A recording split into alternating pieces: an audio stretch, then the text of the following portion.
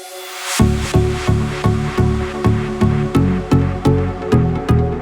wasn't until about 4 years ago where I really noticed a drastic change in my hair loss. Just it fell out at somewhat of an alarming rate, even on the drug Propecia. One thing I noticed about his hair was that his hair, I couldn't find any bad reviews. I did research for years on getting a hair transplant. I'm pretty good about trying to find horrible things about something. I mean, universities, anything, like doing your research is important. And I did that with his hair, and it was very, you know, I still have yet to find a bad review. You know, I have a black tattoo here. This one was probably the most painful to get, only because the spot it was in. But yeah, no, I mean, tattoos really, I've never been in a position where I had to stop getting a tattoo because it hurt.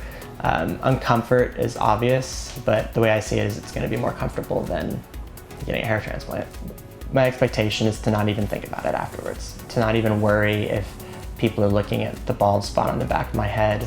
I'm hoping that I can, you know, live the rest of my life not having to really worry about anything, which of course, as you get older, you don't really care as much, but certain things people do care about, and this is one that I do. And yeah, I just want to be able to not have to worry about being bald.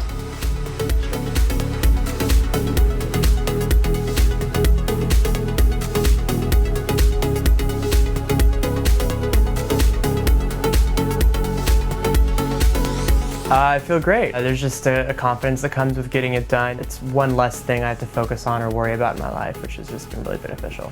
I'm lucky enough to still have hair, and like I think that because I have darker features, I can grow my hair out for maybe a day or two and have that sort of texture feel. So if people touch my head, they don't really, it feels like I have a full head of hair. And a lot of people will say things like, oh, you've got such a great hairline. It's really crazy how it can deceive people. I've had the procedure for about 9 months, a little less than 9 months, like just walking around day by day with it.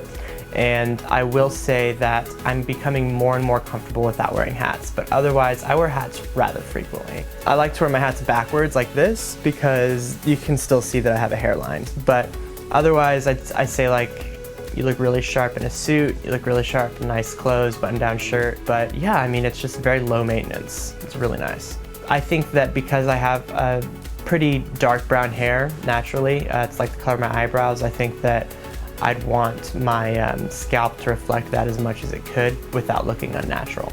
And I think I'm just about there. I mean, I may not need another procedure, but it's definitely something I'm gonna consider. But like, I think it's great because I've taken a year to make that decision. It's not like I decided to do this 3 months out of my procedure. I'm sort of living with it and, you know, feeling it out and seeing myself and like what could, you know, potentially look better.